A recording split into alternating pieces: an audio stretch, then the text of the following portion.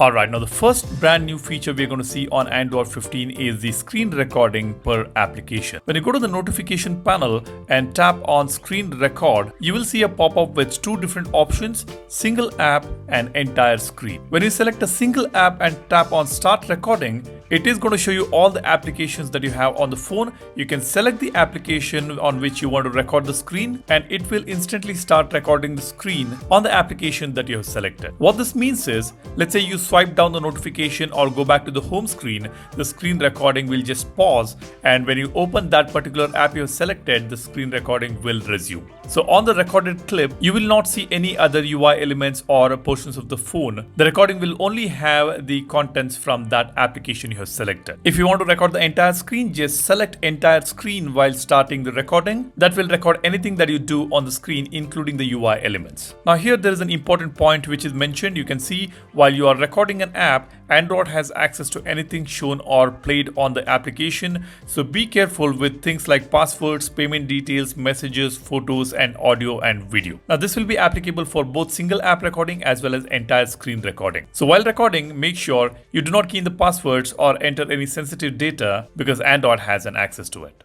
Now the next feature is for the developers. Google says Android 15 adds new extensions for more control over the camera hardware and its algorithms on supported devices. This means the third-party applications, may it be social media apps like Facebook, Instagram, or any other application which uses a camera, can deliver better images and videos within the application. So when you record a video or take a photo on Instagram or Facebook or any other third-party social media application, we will be able to have more control on the camera and we will be able to get better images and videos which can be posted on these applications. Now this kind of integration is already there on iOS, and now on Android we are going to see this. Recently with Samsung's Galaxy S24 series, Samsung did announce this kind of enhancements for a couple of social media applications, and now we are going to see this on all the other Android phones, which basically enhances the in-app camera performance within the third-party applications. Next, when you go to the settings and tap on notifications, all the way down you will see a brand new option called notification cooldown. This will gradually lower the notification volume when you get many successive notifications from the same application. Many of us get irritated when the notifications pour in from a same application or from a group chat back to back. That does annoy us a lot of times. Now if you turn on this notification cooldown feature, when you get back-to-back notifications continuously, this feature will gradually lower the notification volume except for the first couple of notification sounds. That is definitely very thoughtfully done,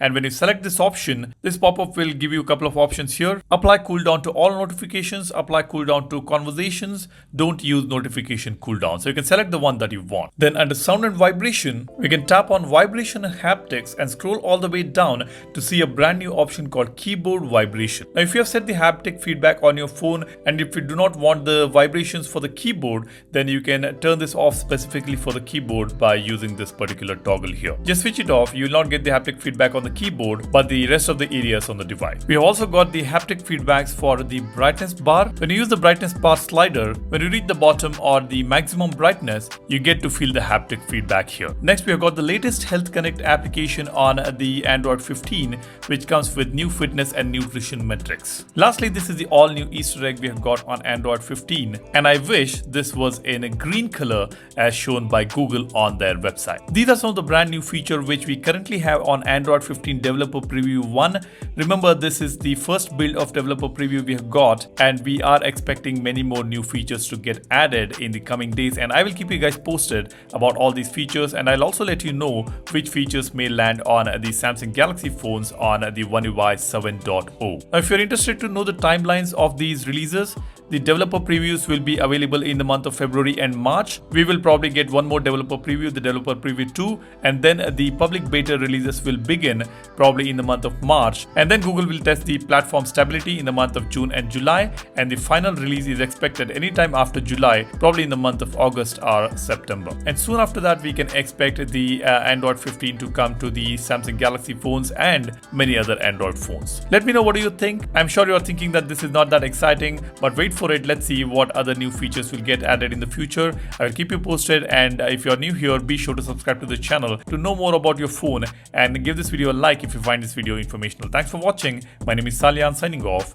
Cheers. Bye-bye.